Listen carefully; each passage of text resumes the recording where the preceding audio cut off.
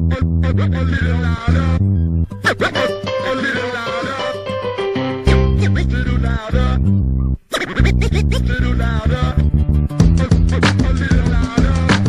going on, everybody? Welcome back to another edition of Lift As We Climb, an online unscripted video show meant to empower people of color to start and grow their own businesses. I'm your host, Mike Stedman.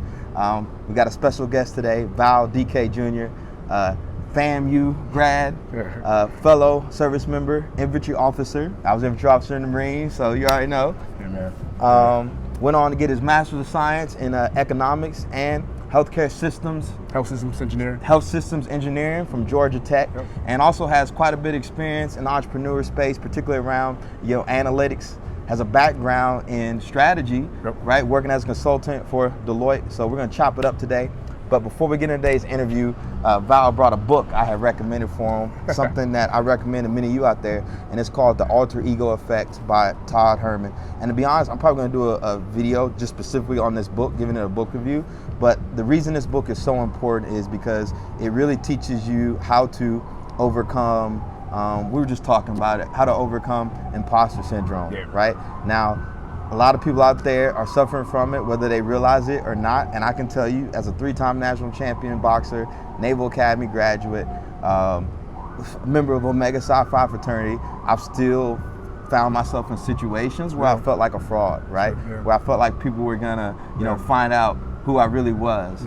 But you realize that a lot of people actually suffer from this, and one of the things he teaches you in this book is how to overcome it, and you overcome it by being an ideal version of yourself, right? So like, as an entrepreneur right now in the hustle, I can't always think about where I'm at right now. I gotta think about, like, in the ideal world, how is the CEO of IRONBOUND boxing movement? What are we doing? We're making dope content, we're dropping apparel, we're clicking on all kind of cylinders, and I'm managing it all. Now, although it seems like a little bit overwhelming, when I put on that heroic self, when I pretend like I'm this, CEO, which I really am, it really teaches you how to kind of think through some of those situations and how to really just go out there and conquer. So a lot of my success, at least the last 3 or 4 months, has come from what I learned in this book. So go out and get Alter Ego Effect by Todd Herrmann. But enough about the book. Let's get into our guests. Man, appreciate you. Man, appreciate you coming having me, man. It's funny because we met just in New York City randomly. I was on my way to teach a boxing class at one of the companies we work with, and he was like, "Hey man, I feel like I know you from somewhere." It was so weird. Right? I was like, and then we had a mutual connection. Dan Evans, Storm King Analytics, fellow veterans and residents through the We Work and Bunker Labs network. And we just started talking, man, and been in communication with each other for the last 2 or 3 months or so. So he's out here doing some different stuff, and I was like, hey, I just want to take a moment, get you on my show, Lift As We Climb, because I think you got some valuable knowledge that to share with our audience. So enough people have heard me talk already. So why don't you go ahead and give an introduction to yourself, talk something about, just give an introduction first and talk about some of the stuff you've been working on. Man, first and foremost, I really appreciate you having me on the show. I'm humbled. I was like, man, what am I gonna talk about? But then again, you take a step back and everyone has something to offer. Just a little bit about myself. I was born in Nigeria. I grew up in the Bronx. Came to America on a Pan Am flight. Grew up in the Bronx. Went to college, Florida A&M. Really, I didn't go to HBCU, but obviously Naval Academy. But living in Newark, I feel like living in Newark is like what an HBCU must be like. Yeah, for me it was just for me, having grown up in the Bronx, being around all types of different ethnic groups, going to HBCUs, it was really, it was ironically a culture shock to me, but it was also, I'm glad I did it because I learned a lot about just, kind of as a Nigerian, growing up in a Nigerian household, right? When I left apartment 3H, the apartment that, my parents and I grew up in, we had to, navigate this broader world, which is America, right? So one, I learned a lot about what it means to be an African American, right, in the United States. Especially, hey, look, I'm a person of color, and just kind of having to, navigate that narrative and learn that history behind it, right? So that was that. Subsequently, while in college, I joined the Army, joined the National Guard, came back to school, and went active duty as an infantry officer.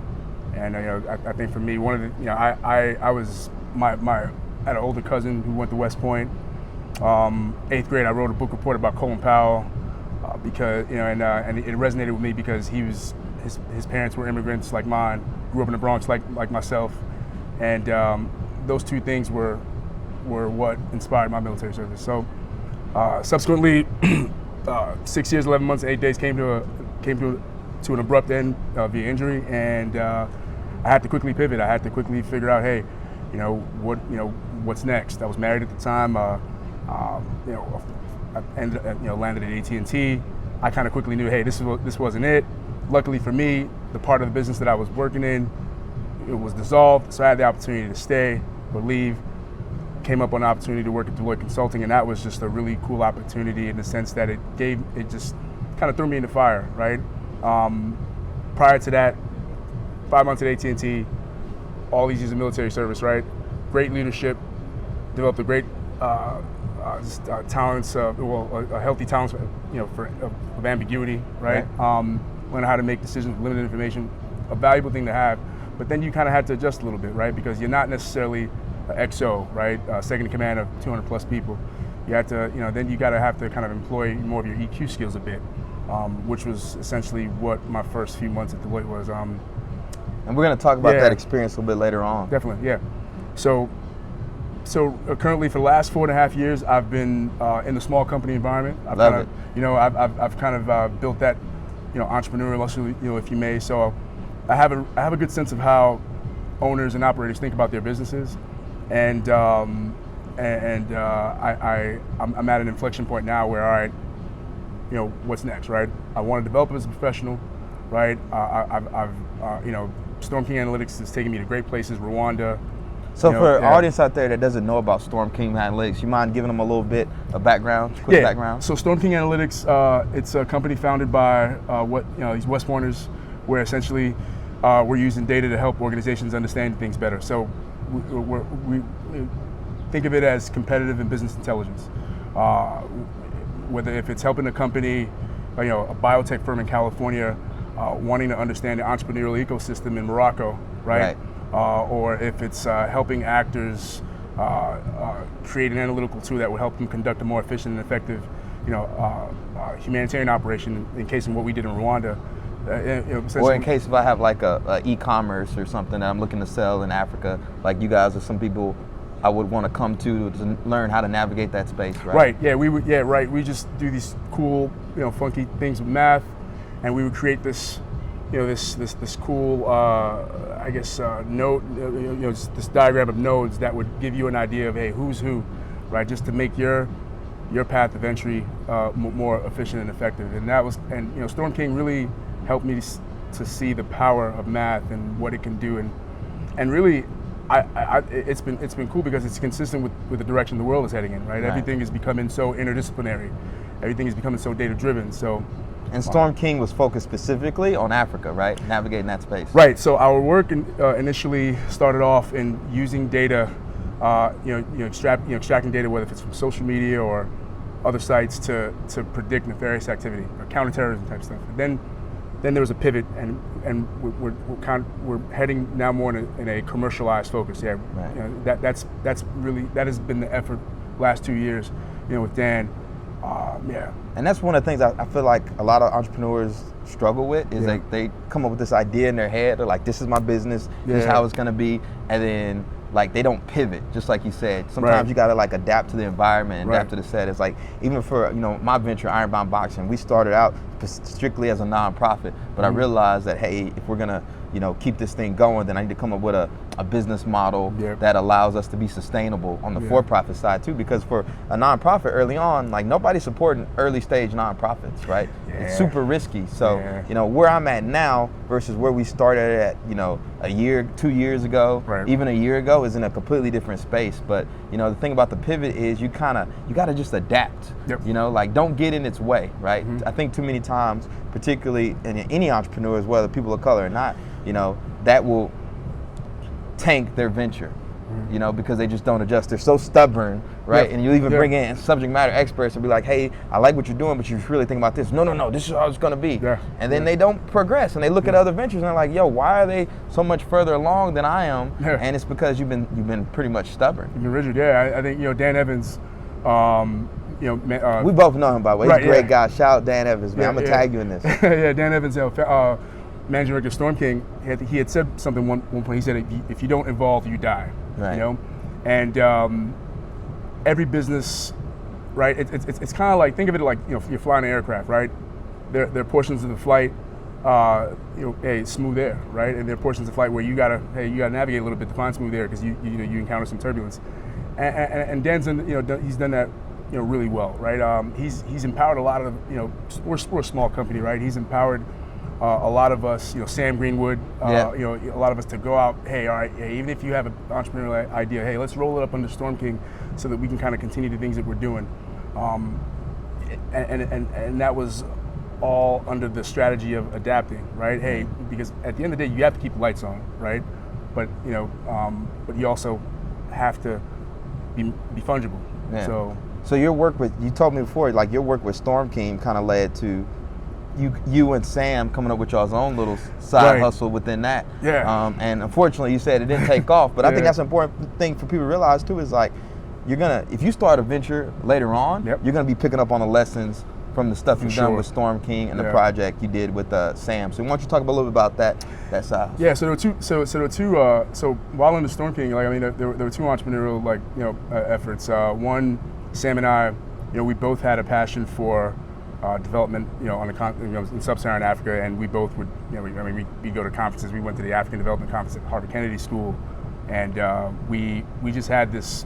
We were aligned on that, and what I really enjoyed about working with Sam is Sam had a diverse perspective, and Sam was just he wasn't. I was more risk averse than Sam, but Sam was just, hey man, let's just get out there and do it, and that's the kind of person you need on that. You gotta be. I mean, everybody's making it up. Like I'm making it up right now. I told y'all, I'm filming this on an iPhone. Right. Whereas me, I'm like, it's got to be perfect. Yeah, the setup has to be right, and you just got to get out there and do it. And even on that notion of the setup having to be right, that's an allegory to a lot of things. Just even just pre entrepreneurship that I can kind of speak to maybe on another podcast. But so we attempted to start this essentially this platform that would make trade would be like a one-stop shop for trade with a lot of various commerce ministries of commerce with various countries in Africa, right? And we got the idea from Alibaba, where it's essentially like a channel where, hey, trade is made visible, right? And hey, the social issue, the intent was, hey, to solve the social issue of just corruption, right? Wanting to make transactions visible, wanting to make things more out in the open, because we think that's kind of how you bring integrity, right, to business. I think Africa, we both knew, hey, Sub-Saharan Africa is a great place to do business. I think in the year 2030, it's projected that Sub-Saharan Africa is going to have the youngest under 30 working population. So all these things, like, this is an awesome idea. And a lot of research, a lot of time on calls. We even we had advanced to a point to where we got the attention of a professional services firm that had an arm that invested in businesses, and the common fatigue that hits a lot of entrepreneurs is, hey, you're trying to manage your full-time job, right, and you're trying to manage, you're keeping the lights on, and then you're trying to put full-time effort into this, and that became a bit of a struggle, and then also it's easy to get discouraged, man. Having to jump on calls, conduct your pitch, right? So we got to a place to where, hey, we said, hey, let's just lay this down, right? Some would say we gave up, but we just took a step back and say, hey, look, this idea is not dead. We'll revisit this later. Well, y'all had the platform already been built out? So we were working on building. So we were working with some PhD students to build out this prototype, and just little tests here and there, but. So when you're going out there talking about it, you were mainly just kind of like pitching the idea. Pitching the white papers that we wrote about it, pitching the potential use cases.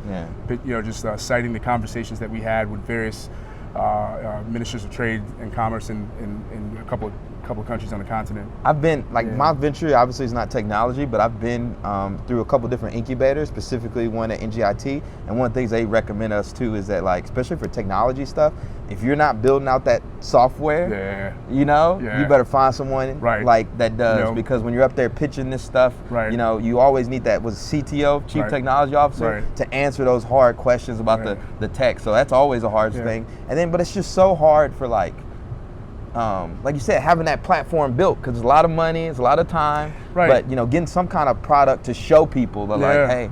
I mean, here we are, like Sam and I are talking about, hey man, like hey, we need to go take a coding class, or we need, and it wasn't until like the, midway through, like, nah, let's just go let's go find someone, who's good at this stuff, right? And that's, and these are the things that maybe no brainers or something, but these are things that we're figuring out. We're figuring out as we go along the way. And and the second venture was SciCare, right? And that was kind of more of, essentially that was more of a strategic stand-up. We were approached by a federal government healthcare agency. They were building out these new healthcare spaces, and they wanted to us to come in to help them use data to inform the physical design of their spaces, right? Because apparently there's this emerging discipline of evidence-based design where hospital facilities are designed in such a way that are optimal to care and recovery of patients, specifically in this case veterans. So it was a project that resonated with us. Where Storm King Analytics is a veteran-owned company. I said, why not, right? So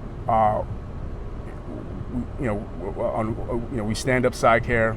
We stand up Storm King Analytics, but are rolling up underneath the SciCare, and then we're partnering up with a architectural design firm in New York City, a major architectural design firm, a joint project. And again, we're on calls. We're back. We've built out our proposal. We've built out our capabilities deck. Right. We've even identified unspoken needs from unstated needs from the client. Right. You kind of leveraging those consulting skills from Deloitte, and in this case, the client pulled out last minute and said, hey, we don't want to do the project anymore. So, for me in this case, I mean, Storm King was fine, but for me in this case, SciCare, it's like, all right, we built this company out, tactically, right, off of this one project. Built it around one project. The lesson learned there was, hey, all right, maybe perhaps, diversify. Think of, hey, it would have been cool to think about some ways to keep. Hey, what are some other ways that we can kind of keep money coming in or keep the lights on while we're trying to build out this company? That's what I'm doing right now. Yeah. I ain't gonna tell you all the different sources of income we got going on right now to IRONBOUND, but no, absolutely. Yeah. So, all right. So you had this experience with these two different projects. Yep. How were you for both of them? Were you self-funding? I mean, how were y'all funding that project, particularly the one with you and Sam? So the one was Sam and I self-funding, right? Out of pocket, bootstrap. Right. Just hey, writing white papers or using our own money to fly to conferences, to meet with people. I mean, that's essentially. I mean, we didn't.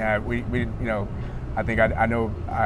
There's a couple guys I know in Atlanta that are really, Terry Comer and Akpo Igerege. They're really good with search funds, right? That's kind of been their thing, and yeah, we weren't doing stuff like that. We just, hey, this is, you got money to buy a flight? I got money to buy a flight. How much do you think y'all spent on the venture? Rough estimate. It doesn't have to be perfect. Probably no more than, like, say, 2K. Oh, 2K. That's it. That's nothing crazy. Yeah. Nothing, but still, though, a year-long self-funded venture. Yeah. What for people out there that are trying to get started on their own venture? Because it's nice that you're on here talking about analytics and data.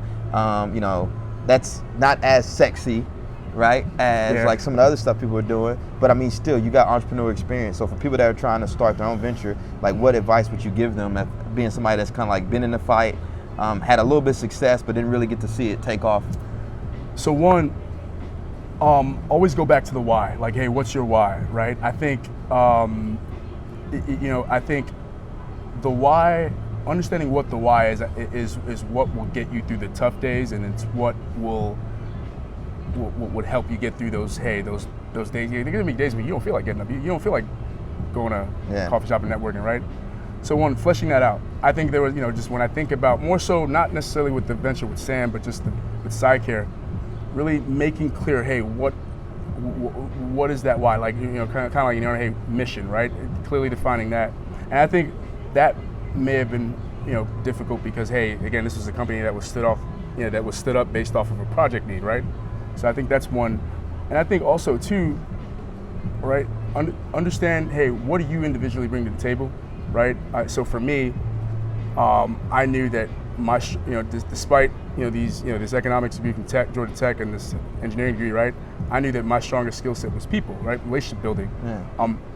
My time at, me going to Georgia Tech was really an overly exhaustive way of quantifying my background, right? Because I was a political science undergrad, So you felt like you had to go there, get that tech background, and operate in that space, right? So other people validate you. So it's like, oh, he's good. Right? Because one of the things I would sometimes hear is like, oh, you're not quantitative. You're not quantitative. So I'm like, all right, I'll show y'all quantitative. I'll go and get these 2 master's degrees from Georgia Tech, and it wasn't the intent to get 2 master's degrees. It was just, it's kind of how it evolved.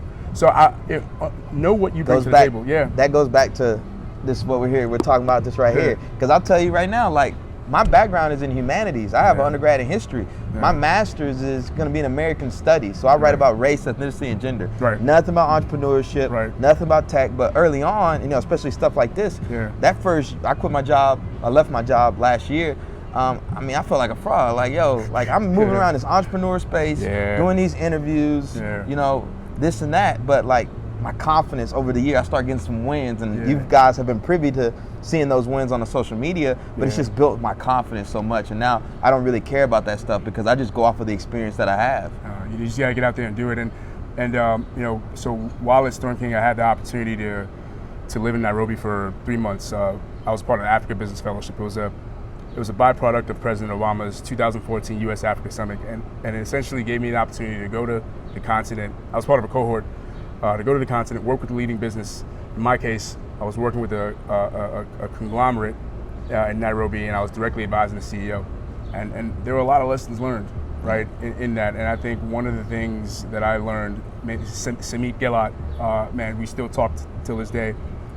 He was like, hey, man, in some cases, man, like, bump the setup, right? Everything is not going to be, you're not going to have a perfect setup. Sometimes you just got to rip the Band-Aid off, right? I had to kind of evolve away from this tendency. All right, let me go through these books, or let me go through, all these fundamentals of. Because you're an analytic mindset, though. Right, so you want to be, you want to be like perfect instead of just like getting out there and getting started. Right, and really, it's all. Sometimes you just gotta get out there and do it. Right, you gotta get out there and I had a friend who would say fail fast. And I had to, and I kind of had to like rein that thought process back. But yeah. It was funny too, because especially what you did in analytics, like, it sounds, it's not sexy, right? Collecting all this data and stuff, and you're doing all these presentations. But at the end of the day, you're walking on the ground in Africa, which is like Rwanda, yeah, Rwanda. Like, that's not sexy. It's gritty. It's hard. In the case of Rwanda, we built this analytical tool that would help the Rwanda Defense Force, the Rwanda Ministry of Health, and partly the U.S. Army Operations Research Center, understand this, use this area as a pilot, right, to build this analytical tool that would help actors efficiently and effectively conduct a humanitarian operation using man-made resources that are fundamental to how humanitarian operations are conducted. So in this case, one of the interesting things about Rwanda is, during our time on the ground, they were not even 1 year removed from a new addressing system, right? So our time on the ground was essentially confirming a lot of the data that we collected via open source, sources, right? And also meeting with folks from the RDF, right? Getting a good sense of, hey, how have operations have been conducted in the past, right? And also two, with the understanding of what's driving, the use case for this tool to be built out.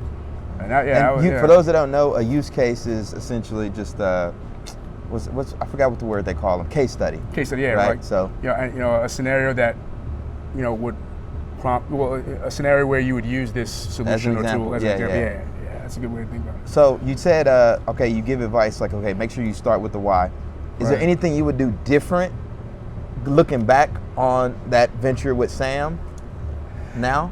Yeah, I think, man, there's something to be said about persistence and just like really not, and I'm even ashamed to say this as a vet, right? Because I mean that's ingrained in us, right? Just like never quit, kind of, right? But well, I shouldn't say I'm ashamed, but I mean it's just like you would think that this would be intuitive as a vet, but I think it was just, I would say just persistence, right? Because there's another entrepreneur who I went to undergrad with her, but she's a little bit ahead of me. Her name is Melissa Mitchell.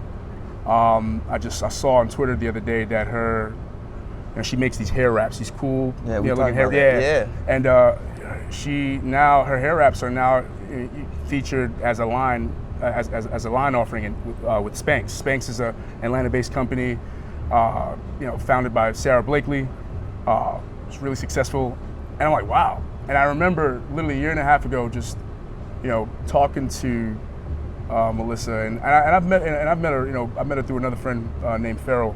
But I remember just talking to her, and I'm like, wow, just because I was wanting to introduce her to another artist who was trying to get involved with an entrepreneur. But I remember one of the things that I remember raising my nose at was her resolve, right?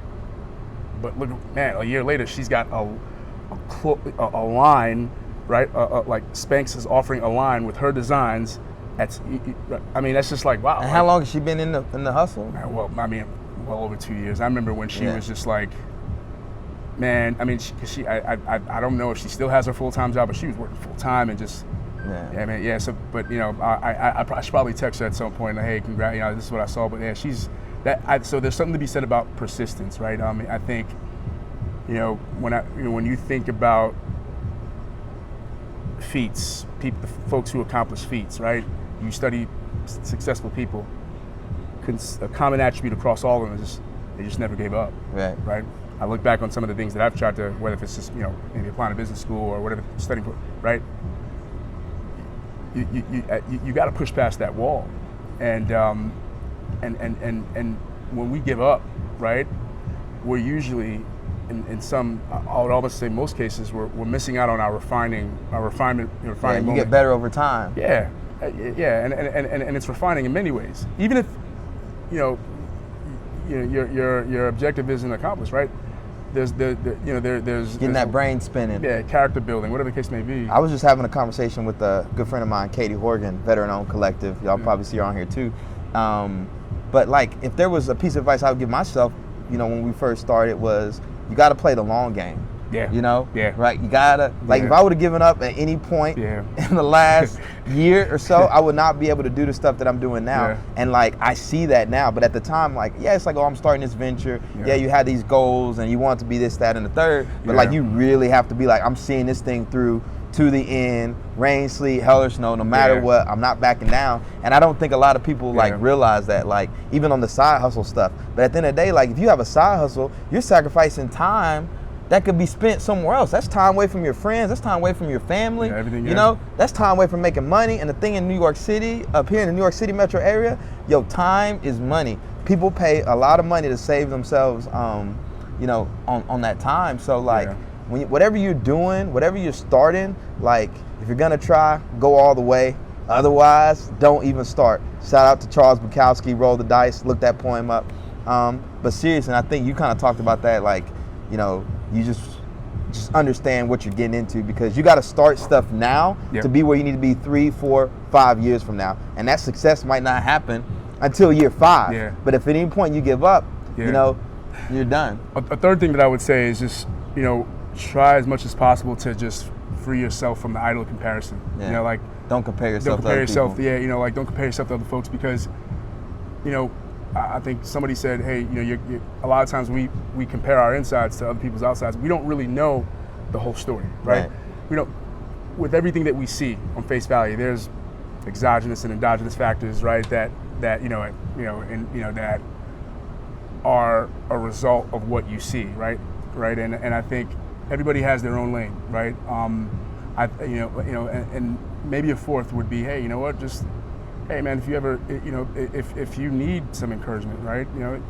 Hey, take that step in vulnerability and reach out to someone who may be a little bit ahead of the game in entrepreneurship. Say, hey man, going through this kind of thing.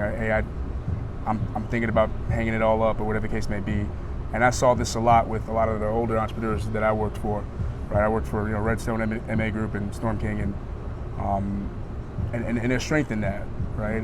But yeah, I mean, the work you're doing at IRONBOUND, for the youth in Newark. That's kind of one of the first things I said to you when we ran into downtown. It's like, I grew up in the Bronx, right? So I know, for my brother and I, basketball was an outlet. I mean, he was a better basketball player than me, but like, it was an outlet, and and then it was education, right? It was a 6'2" white guy named Mark Froby who said, "Hey, I want to support you. Sponsored us through high school, right?" It was, what you're doing is you're giving kids that opportunity, right, to see potentially beyond the four walls of Newark, man. And I big ups to you, man. I appreciate it, man. For sure. So, what is there any last parting words to our audience before we end the show? Stay in the fight. Today doesn't mean forever. You don't have to have a degree behind your name or a title or work at a certain place to have something to offer. Everybody has things to offer. I've got an 8 and 6-year-old, and my 8-year-old has a lot of profound things to offer. Man, so yeah. Where can people find you if they want to reach out to you, say either on social media or? So I'm obviously on LinkedIn. My Twitter page is @ValDike Jr. and email valentine.dike@gmail.com. Yeah, man. So again, appreciate y'all for sitting in with us. If you like content like this, I need you to go to our website, ironboundboxing.org, and click donate. Your donations, particularly we're looking for recurring monthly donations from either individuals or businesses that will allow us to create engaging and educational content like this for people of color, as well as fund the Ironbound Boxing Academy, our free boxing gym for youth and young adults in Newark, New Jersey. As a brand, we fully intend to bring our boxing programs and our educational programs to inner cities all across the country, but we can't do it alone. We need your help and your support. But one of the things that we're really excited about now is producing educational content like this. So you're going to see a lot more of this dropping. Appreciate Val for coming on the show. Definitely. Man, y'all go out, have a great day. See everybody later. All right.